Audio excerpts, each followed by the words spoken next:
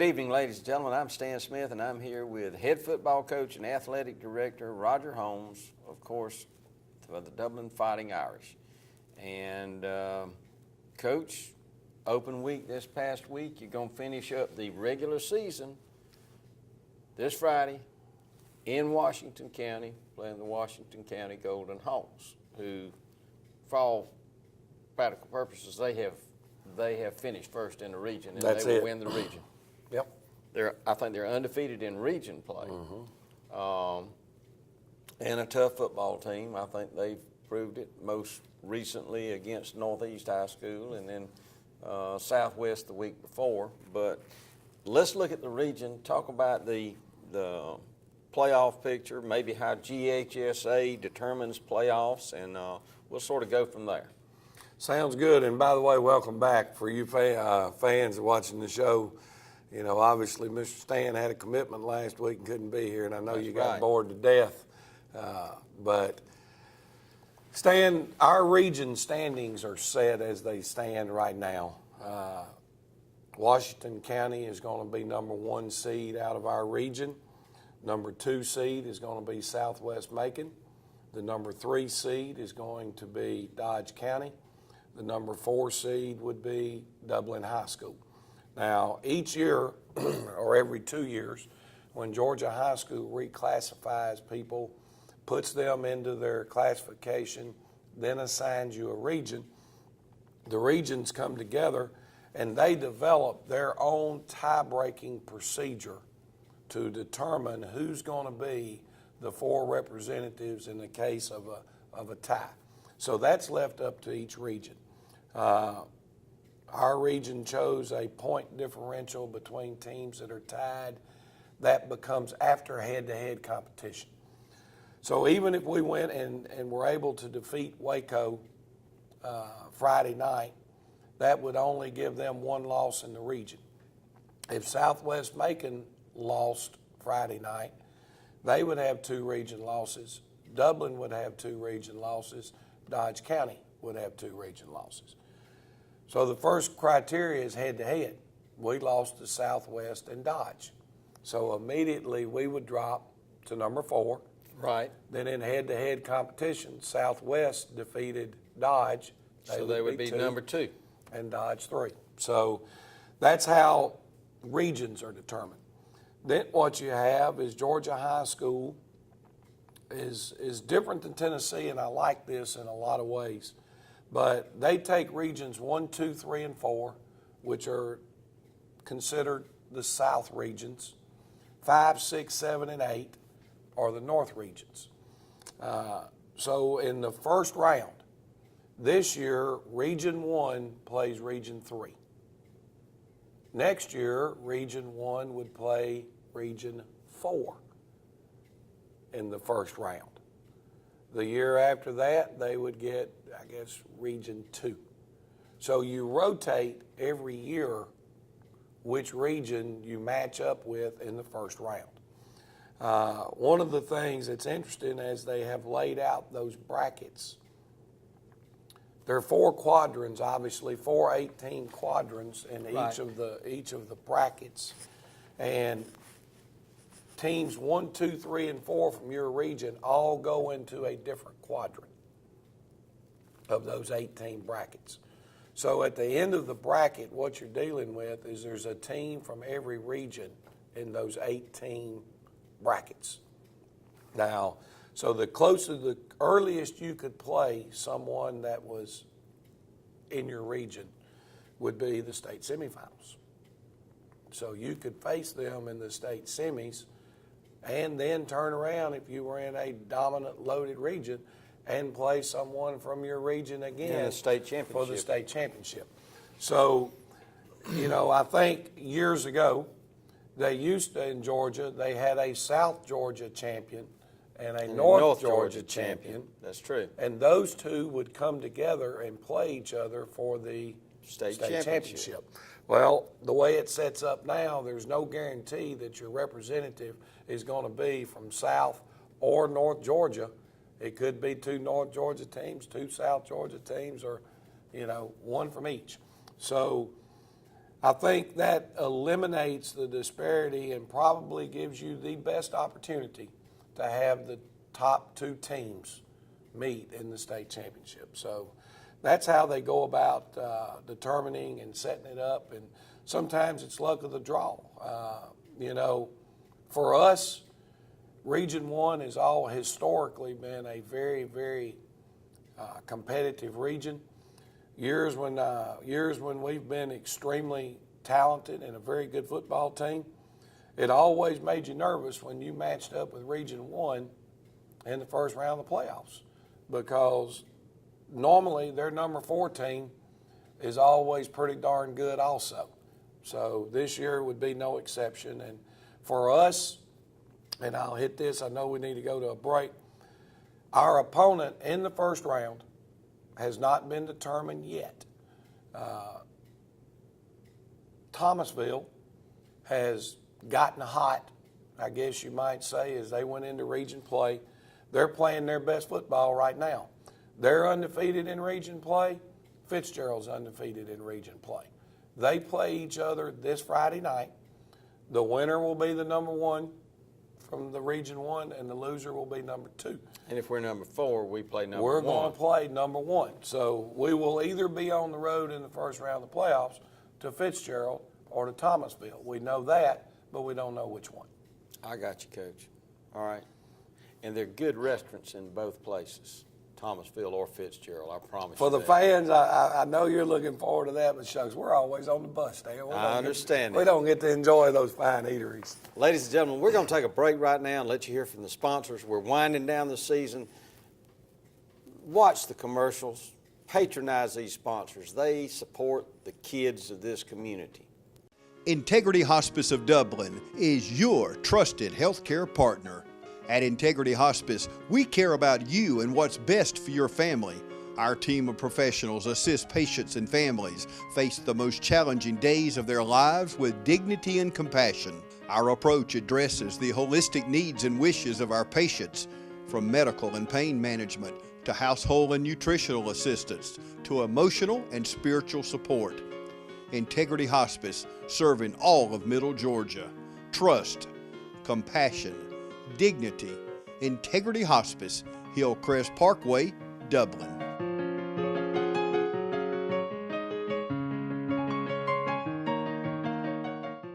All right, we're back, ladies and gentlemen. Coach, we've talked about the region. We've talked about GHSA playoff rules, projected opponents, regardless of what happens Friday night. And let's talk about Friday night. You go into the, quote, House of Pain, and you play the Washington County Golden Hawks. My question always is, can you beat them? Sure. I think anytime you line up and you play against anybody, you've got to have a belief, you got to have a desire, and you got to want to be able to go in and play. Now, that being said,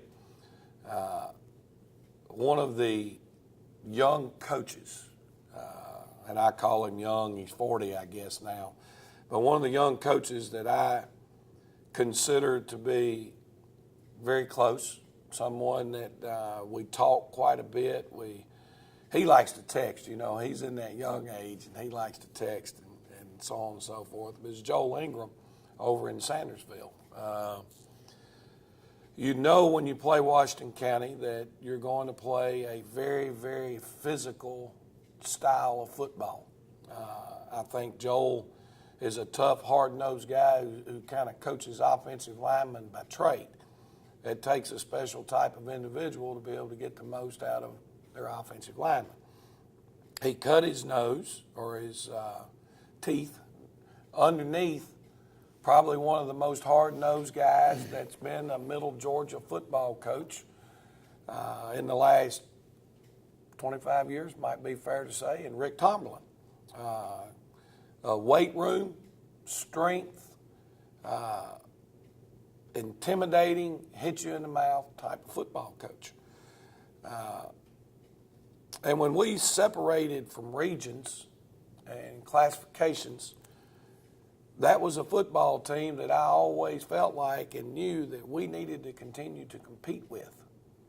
Because it would always give me the opportunity from a measuring stick to determine how physical our football team was. I understand, Coach. So through the course of the summers, this was a football team that when you're doing these passing league 7-on-7 type stuff, we always got together and threw a couple of times during the summer, sometimes maybe 3 times. When we started having these half-pad camps, the first 2 people that we jumped on to be a part of our half-pad camps was Washington County and Dodge County, 2 local, very physical football teams. We kept Washington County in our scrimmage game. We felt like that was more of a measuring stick for us than anybody else that we could line up and compete with would be the guys in Washington County. Well, as I said, with the relationship that I've had with Coach Ingram, we shared a lot. You know, when we got done with the scrimmage or the 7-on-7 or whatever it was, we were able to sit down and, and I could ask Coach Ingram, all right, where did y'all feel like that you could attack us, or what did you think was this or that? And he would do the same with me. And we were always certainly very honest with each other and our assumptions of how we looked at the other team, because that's important. Obviously when you self-scout, you look at your own tendencies and those type things, or your personnel. Sometimes what you see is not what that opponent sees. And I just kind of hate that they're back in our region only from that standpoint. Is it, now I guess we've shared so many secrets over the last 5 or 6 years that Coach Ingram knows what we're going to do. We know what he's going to do. It's not a matter of knowing. It's a matter of execution, and it's a matter of talent. The other thing I think that probably hit me this morning, Stan, when I came in and was setting up this room, Washington County was a AAA football team last year. Dodge County was a AAA football team last year. Southwest Macon was a AAA football team last year. All 3 of the teams that are going to finish above us were teams in AAA, larger schools. There was tons of talk. Was Washington County and Dodge County going to be able to make the cut number-wise and get down into AA? So numbers in some ways are a factor. But, if we want to take a break, now might be a good time, and we'll just come back and we'll talk more about personnel and scheme and that type of stuff with Washington County. You got it, Coach. We'll be right back, ladies and gentlemen. Dr. Price and Dr. Peters at Dublin Orthopedic and Rehabilitation have been a part of our community for many years and very proud to support high school football. We are proud of our children and their commitment. We share that same commitment when it comes to our patients. You'll always be a winner at Dublin Orthopedic. No referral ever needed. Just call us today at 272-3022. Whether it's a sports injury, carpal tunnel, stress fracture, ankle sprain, or any other injury, don't waste your time or money going to the ER, urgent care, or hospital. Come straight to the specialist, Dr. Price and Dr. Peters at Dublin Orthopedic and Rehabilitation, 2406 Bellevue Road in Dublin. All right, ladies and gentlemen, welcome back. And Coach, we left a while ago. We talked about Washington County. We talked about several of the schools in this region. And, of course, the big game Friday night. Let's talk about, first of all, we got a little time here, talk about the personnel, Washington County versus Dublin. Ooh, Stan, I told our touchdown club people here the other night at the meeting, there's a lot of weeks that I can walk into the room and I can say, well, folks, in order for us to be able to win the football game tonight, our defensive end play is going to have to be exceptional. The next week it might be our secondary is really going to have a great night. Or for us to be able to have a chance to win the football game tonight, we've got to be able to establish this or this in our offensive game plan. Well, when you look at Washington County, and I think that's why they're going to be the region champions, is they are balanced in all three areas. And I'll start with their offense. Their offense is a power. They line up in the shotgun every play, but they are what they are. They're going to line up and they're going to run I formation, power football out of the shotgun. They're going to line up and they're going to run the same things that Rick Tomlin was doing in the I, that I guess today people look at and say, that's old-timey.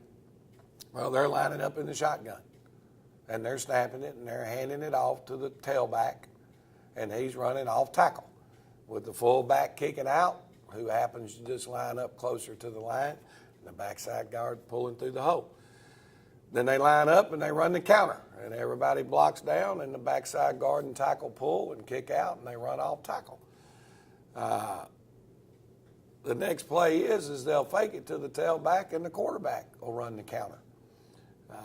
So when you look at Washington County, there's a lot of smoke and mirrors in what they're doing. They want to run the football. They're running the football on the films that we've had an opportunity to break down. 79% run, 21% pass. Dang, it's about identical to what Dublin is. They build theirs on running the football. When you talk about their personnel, I think the first thing that jumps out to you in their offensive line are their two big, huge offensive tackles. Both of them are right at 300 pounds, and they're both pretty darn athletic. Their offensive guards are 215, but they're physical kids, and they can run because they move. They pull them a lot. Their center, you would love him. You'd absolutely love him. You might take him home with you because he looks like yours that played for us. He's probably 170 pounds. He lines up in the gun, and depending upon what defensive front you give them, they're either pulling both guards, or if you cover the center and the guard isn't, then the guard's going to block down and they're going to pull the center. And he's snapping the ball and getting out in front on their stuff. So I think it always starts with their offensive line. Their tight end, number 18, is very, very athletic. He's long, he's quick. And then now you jump into the backfield. The three kids that they play at the tailback position are all good enough to start in anybody in this region's backfield. Number 2 for them is their top running back. He missed last week. I'm not sure exactly why he missed, but he missed last week. And, he's an explosive kid that can go the distance, number 8 for them. And if I'm not mistaken, number 8 for them is the brother of a young man that was a good running back for us over here, Josh Jordan, a few years ago. And then there's number 22. All of those kids can go. 45 is a linebacker, and we'll talk more about him in a second, but he ran some tailback the other night, but he's also what we call their power back. He's like their fullback. Wide receivers are balanced. They've got one young man that's kick returner, punt returner, that you do not want him to get his hands on the football because he's very, very explosive, and they'll bring him in and move him around in some different places in their offense, try to get the ball. Now, their quarterback, they've been through a lot over there this year in the quarterback situation. The young man that's starting for them now, and obviously most people in Dublin know the dad, is John Helton's son, Jake Helton, is going to be a tremendous quarterback in the future. He's a good quarterback now. He's only a sophomore. So when I say future, he's got 2 more years to continue to develop the skills that he has. But he's about 6'2" and probably 205, 210. They started the season. There was a competition between Jake and another young man. The other young man won the nod coming out of fall camp and got the start. I think Jake played some, or may not have played a snap in the first game. In the second game, they played them both. The third game, I think Jake was going to get the nod as the starting quarterback, and he dislocated a thumb or something in practice, got beat up, banged up in practice, and was out. Then they went to sort of a wildcat formation with number 2, playing quarterback and alternating with the other young man. I think that hurt the other young man's feelings. He comes in on Monday after that, and he decides that he's just going to concentrate on basketball. In the meantime, Jake is out injured, and I think his dad even told me he shot an arrow through his hand and was, God, Lord looked after him there. So he's got a dislocated thumb on one hand and a hole about that big around in the other one where an arrow went through his hand. But Jake is back now. He's playing well. You can see his confidence growing every week, especially in running the football. He's getting to where he doesn't mind running it. So offensively, very balanced.